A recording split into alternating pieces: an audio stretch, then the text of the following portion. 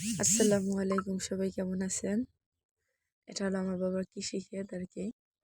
এখানে লাল শাক আর লাউ শাক লাগানো হয়েছে, লাউ গাছ, মিষ্টি কুমড়া গাছও আছে। এখানে মাশাআল্লাহ কয়েকটা লাউ ধরছে, আর লাউ খাইছেও তার অনেক আগে আর অনেকগুলো। আর এখানে আমরা শাক নিতে আসছি, লাল শাক। রাহা ক্ষেতের ভিতর বসে পড়ছে, যায় বুঝতেছে না কিভাবে বসবে। এখানে আমরা লাল শাক তুলতেছিলাম, দেখে আমার মেয়েও তুলতেছে। ও বুঝছে যে এইভাবে তুলতে হয়, এই জন্য মাশাল্লাহ শাক তুলতেছে। কি সুন্দর দেখেন, মনে হয় একদম গ্রামের বাচ্চাদের মতো শাক তুলতেছে। ও শাক তুলছে আবার আমার বাবা এখানে টমেটো গাছ লাগাইছিল, ওগুলোও তুলে ফেলাইছে। মানে বুঝতে পারেনি এটা কিসের গাছ।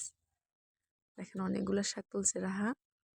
আর গ্রামে এরকম সুন্দর নিজের হাতে সার ছাড়া শাক অনেক মজা কিন্তু, আর কোনো ক্ষতিও নাই খেতে। আর লাল শাক মাশাল্লাহ আমার তো অনেক পছন্দ, এই জন্য আমরা আজকে শাক নিতে আসলাম খেতে। অনেকগুলা শাক নিলাম, আর আমি একটু তুলবো। যেখানে আমরা শাক তুলতেছি, আপনাদের কাছে কার কার কাছে ক্ষেতটা ভালো লাগছে অবশ্যই কমেন্ট করবেন, আর সবাই মাশাআল্লাহ বলবেন। দেখেন কত সুন্দর টাটকা শাক। আমি আবার মাঝখান থেকে একটু নিতেছিলাম, কারণ বড় বড়কে দেখা। আর এই যে আমাদের শাক নেওয়া হয়ে গেছে, এখন আমরা চলে যাব। আর এরকম রাস্তার পাশে গ্রামে সবাই এরকম মানে শাকসবজি চাষ করে আর কি। এই দেখেন আমার চাচার এখানে আরেকটা ক্ষেত।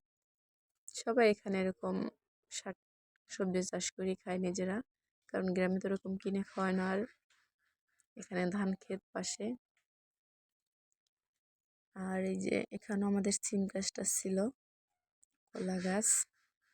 আর এই যে লাউ কাইটে আমার ছেলের কাছে ধরাই দিছে আমার ভাই, ও লাউ দিয়ে খেলতেছিল, মানে খুশি হয়েছে অনেক লাউটা পেয়ে। দেখেন কি দুষ্টামি করতেছে লাউটা নিয়ে। সবাই মাশাআল্লাহ বলবেন আমার বাবার দেখা। আর এখানে শাক কাটতেছিলাম আমরা, রাহা বলতেছে ও কাটবে শাক, তাই রাহা আর তার বোন দুইজনে মিলে শাক কাটতেছিল। আর আজকের আমাদের দুপুরের আয়োজনে ছিল হাঁসের মাংস, লাল শাক আর পোলাও ভাত। আজকের ভিডিওটা সবার কাছে কেমন লাগছে অবশ্যই লাইক কমেন্ট করবেন, কারণ গ্রামে তো এরকমভাবে ভিডিও করা যায় না আর কি। এখানে মা রান্না করতেছিল, তাই আমি একটু ভিডিও নিলাম। আল্লাহ হাফেজ।